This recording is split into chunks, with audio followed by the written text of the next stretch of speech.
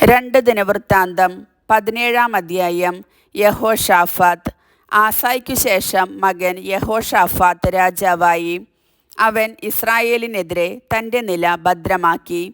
യൂദായിലെ സുരക്ഷിത നഗരങ്ങളിലും ഗ്രാമപ്രദേശങ്ങളിലും എഫ്രായിം ദേശത്തുനിന്ന് തൻ്റെ പിതാവായ ആസ പിടിച്ചെടുത്ത പട്ടണങ്ങളിലും പട്ടാളത്തെ നിയോഗിച്ചു. തൻ്റെ പിതാവിൻ്റെ ആദ്യകാല മാതൃകയനുസരിച്ച് ബാലിനെ സേവിക്കാതിരുന്നതിനാൽ കർത്താവ് യഹോഷാഫാത്തിനോട് കൂടി ഉണ്ടായിരുന്നു. അവൻ പിതാവിൻ്റെ ദൈവത്തെ തേടുകയും അവിടുത്തെ കൽപ്പനകൾ അനുസരിക്കുകയും ചെയ്തു. ഇസ്രായേൽ രാജാക്കന്മാരുടെ മാർഗം സ്വീകരിച്ചതുമില്ല.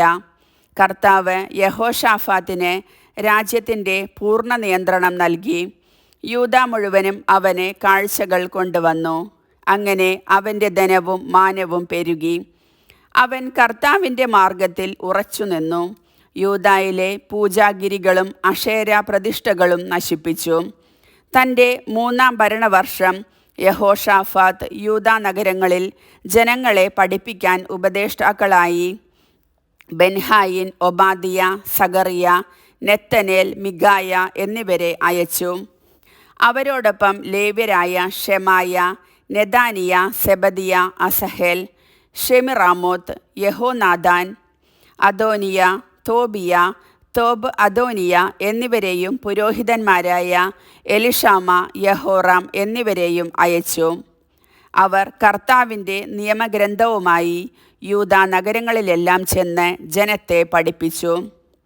യൂദായ്ക്ക് ചുറ്റുമുള്ള രാജ്യങ്ങളിൽ കർത്താവിനെക്കുറിച്ചുള്ള ഭീതി പരന്നതിനാൽ അവരാരും യഹോഷാഫാത്തിനെതിരെ യുദ്ധത്തിന് പോയില്ല.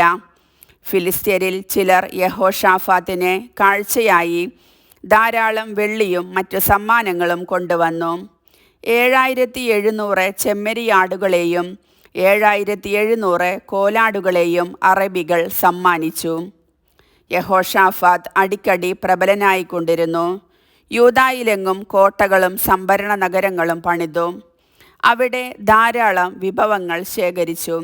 ജെറൂസലേമിൽ വീരയോദ്ധാക്കളുടെ വ്യൂഹങ്ങളെ നിയോഗിച്ചു. ഗോത്രക്രമത്തിൽ അവരുടെ പേരുവിവരം: യൂദാ ഗോത്രത്തിലെ സഹസ്രാധിപന്മാരുടെ തലവൻ അദ്ന. അവൻ്റെ കീഴിൽ 3,00,000 പടയാളികൾ. രണ്ടാമൻ യഹോഹനാൻ. അവൻ്റെ കീഴിൽ 2,80,000 പേർ. മൂന്നാമൻ സിക്രിയുടെ മകൻ അമസിയ.